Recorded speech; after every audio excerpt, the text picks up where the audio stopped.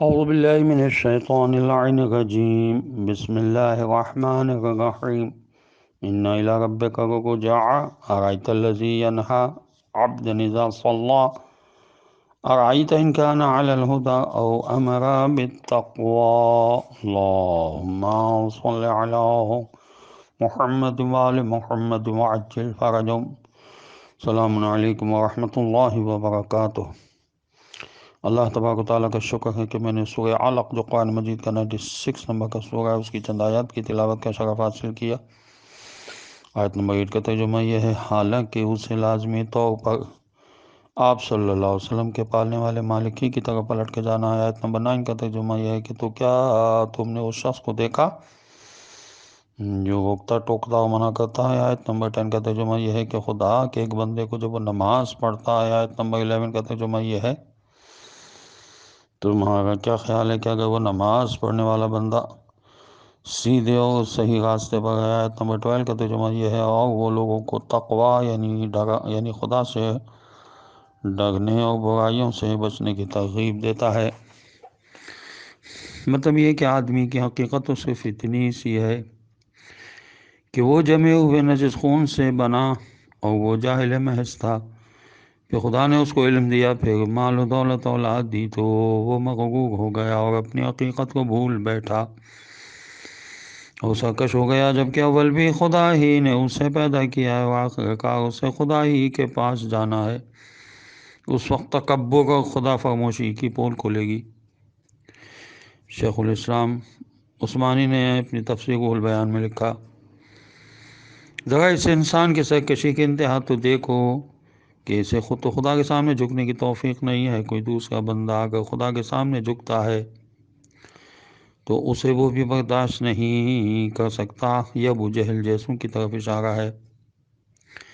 جب رسول خدا صلی اللہ علیہ وسلم نماز پڑھا کرتے تھے تو ابو جہل سخت چڑھتا تھا اور آپ صلی اللہ علیہ وسلم کو دھمکیاں دیتا تھا اور بڑا کرتا تھا۔ آخر میں فرمایا اگر یہ احمق نیک راہ پر ہوتا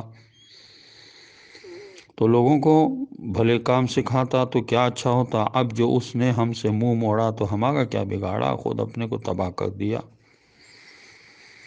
اگرچہ آیت میں یہاں پر انسان سے خاص مراد ابو جہل ہے، مگر مسلمہ طور پر یا انسان ایک مفہوم کلی بھی رکھتا ہے، یعنی ابو جہل جیسے تمام احمق اس میں شامل ہیں۔ آخر میں فرمایا کہ اے احمقو، یہ بھی سمجھ لینا کہ تمہیں لوٹنا بھی خدا کی طرف ہے۔ یہ حقیقتاً بہت ہی سخت تنبیہ ہے اور صاحبان عقل کے لیے۔ آیت نمبر 13 یہ ہے کہ ارأیت ان کذب وتولی، تمہارا کیا خیال ہے کہ نماز سے روکنے والا ابو جہل جو حق کو جھٹلاتا ہے اور اس سے اپنا منہ پھیر لیتا ہے، گویا یہ دونوں قسم کے لوگ ایک جیسے ہو سکتے ہیں۔ آیت نمبر 14 یہ ہے کہ عالم یعلم بان اللہ یرا، ترجمہ یہ ہے کیا وہ نماز سے روکنے والا یہ نہیں جانتا کہ اللہ دیکھ رہا ہے۔ آیت نمبر 15 یہ ہے کہ کلا لئن لم ینتہ، ترجمہ یہ ہرگز نہیں، یعنی ابو جہل جو یہ کہتا ہے۔ آیت نمبر 15 یہ ہے کہ لنصفعا بالناصیہ، ترجمہ یہ ہے کہ جب رسول صلی اللہ علیہ وآلہ وسلم نماز پڑھیں گے تو میں ان کی گردن اپنے پاؤں سے دبا دوں گا، یہ ہرگز ایسا نہیں کر سکتا اور وہ اپنی ان بدمعاشیوں سے باز نہیں آیا تو ہم اس کے ماتھے کے بل پکڑ کر اسے گھسیٹیں گے۔ آیت نمبر 16 یہ ہے ناصیۃً کاذبۃً خاطئہ، ترجمہ یہ ہے اس ماتھے کو جو جھوٹا بھی ہے اور خطا کار بھی۔ فَلْيَدْعُ نَادِیَہُ، آیت نمبر 17 کی تلاوت کا شرف حاصل کیا، جس کا ترجمہ یہ ہے وہ بلا لے اپنے ساتھیوں اور حامیوں کو اور جمع کر لے سب کو۔ سند و زمانیہ، آیت نمبر 18 کا ترجمہ یہ ہے ہم سخت سزا دینے والے فرشتوں اور دھکے دینے والے چوکیدار کو بلائے لیتے ہیں۔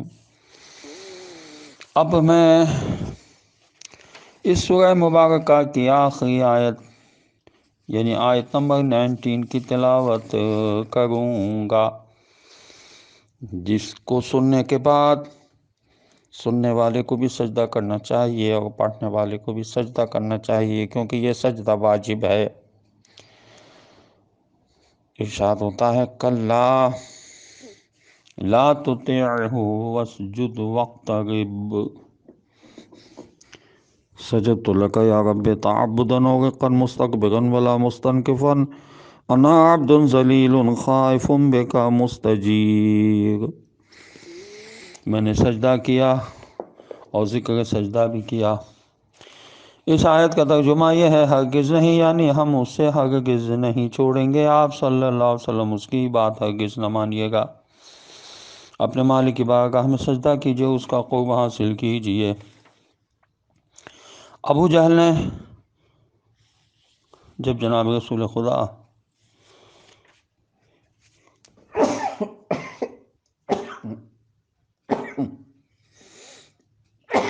صلی اللہ علیہ وآلہ وسلم کو پہلی مرتبہ نماز پڑھتے دیکھا تو سخت غصے میں آ گیا، اور جب آپ صلی اللہ علیہ وسلم سجدے میں تشریف لے گئے تو اس نے چاہا کہ حضور اکرم صلی اللہ علیہ وسلم کی گردن پر اپنا پیر رکھ کر دبا دے، لیکن جب اس نیت سے آگے بڑھا تو فوراً ہانپتا کانپتا واپس بھاگ آیا اور کہنے لگا، میں نے دیکھا کہ میرے اور محمد صلی اللہ علیہ وسلم کے درمیان آگ کی خندق ہے، اور میں نے ان کے قریب پروں کے پھڑ پھڑانے کی آوازیں سنی۔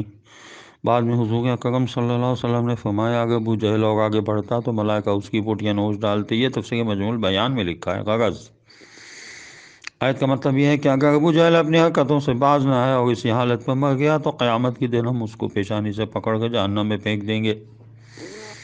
تفسیر انوار النجف میں لکھا ہے، جب ابو جہل نے یہ آیتیں سنی تو کہنے لگا، میں مکے کا سربراہ ہوں، بھلا مجھے کون پکڑ سکتا ہے؟ اس پر یہ آیت اتری، فَلْيَدْعُ نَادِيَهُ، اچھا تو پھر بلا لے اپنے حمایتیوں چمچوں کو۔ سَنَدْعُ الزَّبَانِيَةَ، ہم بھی عنقریب جہنم کے محافظ فرشتوں کو بلائیں گے۔ زبانیہ کا مطلب ہے کلام عرب میں پولیس۔ اصل میں زبان عربی میں زور سے دھکا دینے کو کہتے ہیں۔ بادشاہوں کے چوکیدار بادشاہ کے ناراض ہونے پر لوگوں کو دھکے دے کر باہر نکالا کرتے تھے، اس لیے ان کو زبانیہ کہتے ہیں۔ یہ مفردات امام راغب نے لکھا ہے، اور شیخ الاسلام عثمانی نے تفسیر روح البیان میں لکھا ہے کہ آیت میں زبانیہ سے مراد جہنم کے فرشتے ہیں۔ ابو جہل کا دنیا ہی میں برا انجام باعث عبرت ہے۔ جس وقت سورہ رحمان اتری تو عبداللہ بن مسعود صحابی رسول صلی اللہ علیہ وسلم نے یہ سورت قریش کے سرداروں کے سامنے پڑھی۔ ابو جہل نے عبداللہ بن مسعود کو اتنا زوردار تھپڑ مارا کہ ان کا کان پھٹ گیا۔ حضرت صلی اللہ علیہ وسلم نے جب ان کو دیکھا تو غمگین ہو گئے۔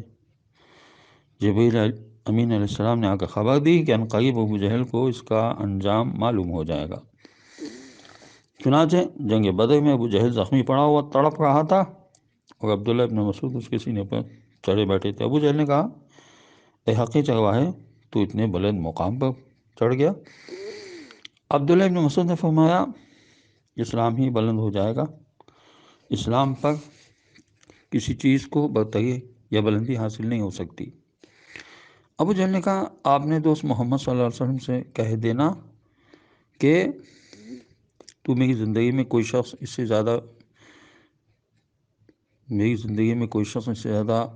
میری نظر میں برا تھا، اور اس آخری سانس کے وقت میری نگاہ میں اس سے زیادہ قابل نفرت کوئی نہیں ہے۔ جب جناب رسول خدا صلی اللہ علیہ وسلم کو یہ قصہ بتایا گیا تو فرمایا، میرے زمانے کا فرعون موسیٰ علیہ السلام کے زمانے کے فرعون سے بدتر ہے، کیونکہ موسیٰ علیہ السلام کے فرعون نے مرتے وقت کہا تھا، میں ایمان لے آیا، میں نے دل سے مان لیا، لیکن میرے زمانے کے فرعون کی سرکشی موت کے وقت اور بڑھ گئی۔ پھر ابو جہل نے ابن مسعود سے کہا کہ میرا سر اس تلوار سے کاٹ جو بہت زیادہ تیز ہے۔ ابن مسعود جب اس کا سر کاٹ چکے تو اس کے سر کے بالوں سے پکڑ کر زمین پر گھسیٹتے ہوئے اس کا سر رسول خدا صلی اللہ علیہ وسلم کے قدموں میں لا کر پھینک دیا۔ وہ آیت کا مضمون کس حد تک دنیا ہی میں پورا ہو گیا، یہ تفسیر کبیر میں امام غازی نے لکھا ہے۔ اللہ نے ہر سرکش پر زبردست کو مسلط فرمایا ہے۔ حضرت امام جعفر صادق علیہ السلام سے روایت ہے کہ اللہ جل شانہ عزا اسمہ نے پہلے سمندروں کو پیدا کیا۔ جب انہوں نے اپنی طاقت اور طوفانوں پر فخر کیا تو اللہ تعالیٰ نے ان کی سرکشی کو دبانے کے لیے ان کے اوپر زمین کے سینے کو فرش کی طرح بچھا دیا، جس سے ان کا تلاطم دب کر رہ گیا اور سارا دم خم جاتا رہا۔ پھر جب زمین نے اپنی طاقت پہ فخر کیا تو خداوند عالم نے زمین کے سینے میں جگہ جگہ سرب فلک پہاڑوں کی میخیں گاڑ دی۔ پھر جب پہاڑوں نے اپنی بلندیوں اور مضبوطی پر فخر کیا تو خداوند عالم نے ان کی سرکوبی کے لیے لوہے کو پیدا کر دیا، جس سے پہاڑوں کے پرخچے اڑا دیے جاتے ہیں۔ جب لوہے نے اپنی مضبوطی اور سختی پر فخر کیا تھا، خدا نے آگ کو پیدا کر دیا جو لوہے کو پگھلا ڈالتی ہے۔ جب آگ نے اپنی گرمی پر ناز کیا تو خدا تعالیٰ نے پانی کو پیدا کر دیا جو آگ پر غالب آ جاتا ہے۔ جب پانی نے اپنی طاقت کے بلبوتے پر سر ابھارا تو اللہ عزیز و غالب نے ہوا کو پیدا کر دیا جو پانی کو اڑائے اڑائے لیے پھرتی ہیں۔ جب ہوا نے فخر کیا تو خدا نے انسان کو پیدا کر دیا جس کے سامنے ہوا بے بس ہے۔ پھر جب انسان نے فخر کیا تو خدا تعالیٰ نے انسان کا سر نیچا کرنے کے لیے موت کو پیدا کر دیا۔ پھر جب موت نے فخر سے سر بلند کیا تو خدا نے اعلان کر دیا کہ جنت و جہنم کے درمیان تجھے ذبح کر دیا جائے گا، جس کے بعد تجھے کبھی زندہ ہی نہیں کیا جائے گا۔ جب ابو جہل نے فخر کیا تو عبداللہ بن مسعود کے ذریعے اس کا سر قلم کرا دیا۔ یہ عبرت کا مقام ہے۔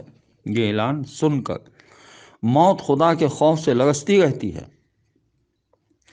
تفسیر برہان میں لکھا ہے، تفسیر انوار النجف میں لکھا ہے کہ امام علیہ السلام نے فرمایا اسی طرح حلم غصے پر غالب ہو جاتا ہے، اور رحمت ناراضگی و غضب پر غالب آ جاتی ہے، اور صدقہ گناہوں پر غالب آ جاتا ہے۔